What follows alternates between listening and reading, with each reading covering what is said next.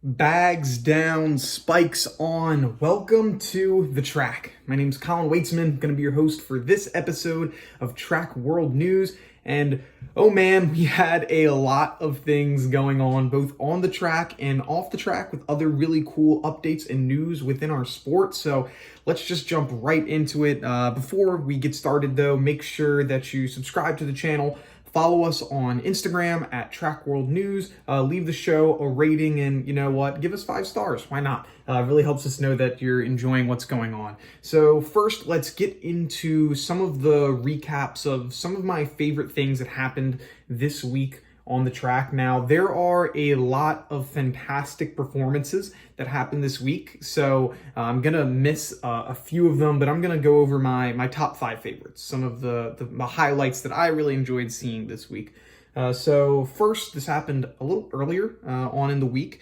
We saw pole vaulter from Russia. He's, I think, 17, Matt Volkov. He broke the U18 world record by jumping 5.6 meters, which is 18 feet 4.5 inches. This is really impressive because for me, we're seeing what could potentially be the next big rivalry with not this Olympics, but in a few years between Matt and Mondo. Both athletes are fantastic and they're really at a young age. He's breaking Mondo's records and he's at 18, and everyone saw him as being like a prodigy, you know, Mondo being a prodigy and really growing to be top of his game later on in his career, and Matt's already doing that. And so we don't see a ton of things going on with his name. I think, you know, the fact that Mondo is from the United States and has a lot of that, you know, draw, and he's obviously the world record holder right now, helps a lot. But I was really impressed by that. It was a great jump. Looking forward to seeing what he does with the rest of this season and seasons moving forward. Next, want to talk about just Oregon's distance team, and we're going to get into some of the power rankings and things like that later on, but the Oregon's distance team is on a tear right now. No pun intended. The triple C's they got right now, Cooper Teare, Cole Hocker, and Charlie Hunter, are just out there dominating the men's distance field. Cooper, he set the NCAA record. All of these 3 performances happened at the same exact time, at the same meet just this past week. So Cooper broke the NCAA record running 3:50.39. He set a 5-second PR. He was running 3:55 before, and now he just sets a new NCAA record running 3:50.39. Then in the same race, Cole, he would have also have broken the NCAA record. He ran the second fastest time in the NCAA, running 3:50.55. So 2 teammates that are setting these insane times. And then Charlie Hunter, he sets the 6th fastest time in the NCAA, running 3:53.49. Also breaking the national record for, I believe, Australia in the 800 and also in the mile at the same meet. So the Oregon distance team is just doing insane things. We'll get into them a little bit later, but that was very impressive performances that I saw. Next, the Texas A&M women, they shattered the 4x4 record, running a 3:26.27. They're another team that is really, really on the rise. I mean, earlier on in the power rankings, Arkansas, I just had them dominating like it was going to be a walk in the park for them. And Texas A&M has proven it's not going to be an easy ride for you. You're going to have to give us all you got because, I mean, they're doing really well. I mean, obviously, it's improving and showing in this 4x4. I mean, they have some of the fastest runners and a couple Bowerman watch list athletes on their team. So they're doing fantastic. And it was a really great performance to see. So love that. Turner Washington, he threw 21.85 in the shot put. He is a thrower from Arizona State, broke the previous record, I think held by Peyton, I can't remember his last name, I think it begins with an M, not Manning though. But yeah, he just is doing fantastic right now. Want to see what he can do moving forward. Looking forward to seeing if he can get to that 22 mark. It's possible. I mean, he set a PR earlier on this month, like 2 weeks ago. So he's trending in the right direction. He's doing the right things, and hopefully he can get hot at the right time in the next few weeks when NCAAs is coming along. And then finally, my favorite performance of the week comes from a former guest of the show. If you've seen us on Instagram, if you followed us there, you saw our post kind of blew up a little bit. But Casey Lightfoot, he jumped 6 meters. It's the first ever NCAA athlete to clear the 6 meter mark, which is 19 feet 8 inches and some 0.5 or whatever. It was a crazy jump. I mean, he's been primed to be doing these jumps. If you listen to our interview that we had with him a few weeks ago, you can hear he's saying, hey, that 6 meter bar is on the way. I mean, it's a really high bar, which is, why he wasn't able to get it earlier on this season. But he's showing that he's doing all the right things to be able to jump this high. He's the 25th man, or 25th person really, to ever jump the 6 meter mark. So he's the 25th member of the 6 meter club. And he's showing that he can be a force to be reckoned with within not only American vaulting, but also the vaulting world as a whole. Now, there are a ton of vaulters in that 6 meter mark. He's one of the select few to be there, and it's really cool. He's doing very well. And another reason why, moving on, we're missing a couple performances is because this year has been just super dominant.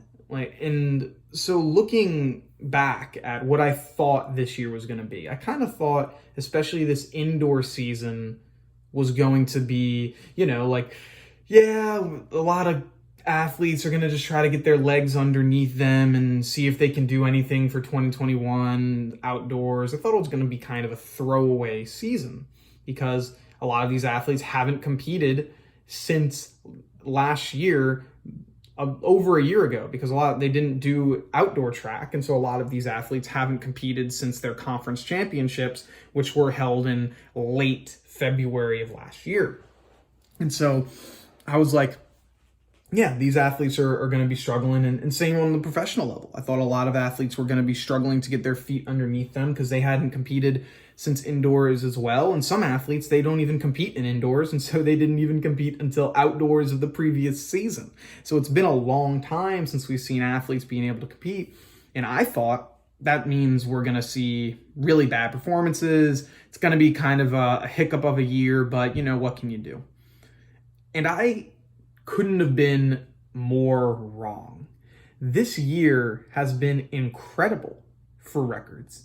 And I think it has to do with the fact that so many athletes have had a year to just train and get better at their craft. As track and field runners, throwers, jumpers, whatever events you competed in, you're getting so much better during the training aspect of things, and practice is really where you improve. The meets is just you trying to execute what you've done in practice at a competition. It's not like football, basketball, baseball, where you need to get the reps of actually competing in a game or actually competing in your competition, where like in football, you can only practice so much. You have to actually do the game. You have to compete in the game to get your feet underneath you. That's why so often early on in the season, especially this year, people were a little rusty, where I think with track, you can have those reps. Like you can compete with your bar, you can set the marks, you have your teammates that are competing, just at a high level as you are. And so that's why I think a lot of these athletes have been able to use more training. And so they've been able to extend their time where they can really develop their base and increase their athleticism. So now when they got on the track for these meets, they're stronger, faster, and just in better shape than they would have been if they had to have more meets through this outdoor season and earlier on in indoors. So I think that this has had a benefit over this year, which I should have known going into it, but looking forward, I didn't see it was happening. I mean, I think we've had 4 or 5 American records go down just in the past few weeks. I mean, we had Purrier broke the American record in the 2 mile. Bryce Hoppel broke the American record in the 1,000. There's so many other athletes that are just putting out crazy times and crazy heights and distances that I didn't see coming. And looking back at it, probably should have known, because now you're getting more training under your belt. You're being able to be prepared for these competitions. And so I think that we have potential for this Olympics to be one of the greatest that we've seen, because so many athletes have had even more time to train than they normally would since it's been pushed back a year. We might see a lot more Olympic records go down than we have in the past. And I'm looking forward to that. I'm sure you guys are as well.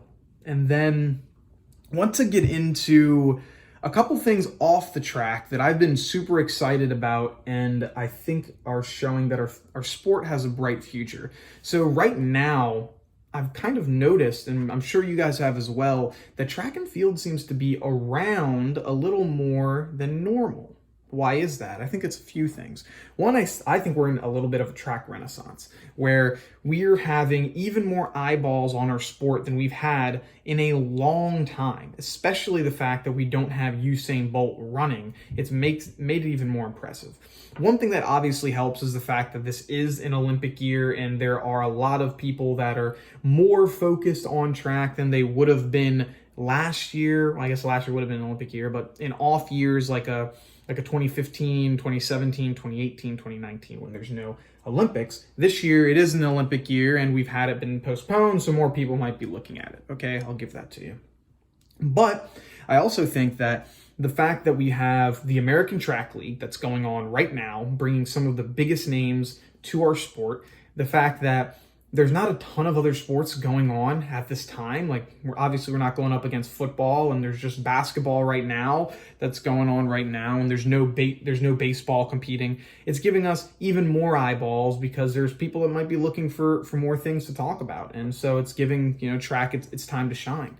And so I feel it's a little bit of a renaissance of track and field, and I'm really liking that. I mean, just recently there was a couple excerpts of, hey, today in track and field. It was just on ESPN a few days ago talking about, hey, these are some great performances that have been going on. They talked about Oregon. They talked about Casey Lightfoot. They talked about Texas A&M dominating. And we're seeing our names get pulled up more and more and more. And I'm glad that it's happening because there's some great storylines and great athletes that can be seen. And my favorite thing, and I sat down and watched the whole thing when it comes to more track and field being broadcast, so it's yesterday as of recording this. I guess it would be 2 days ago if you're listening on the first day of this. It was on Sunday, I believe, February 14th, so Valentine's Day. The ESPN produced an hour-long mini docu-series called The World's Greatest Inside American Track League.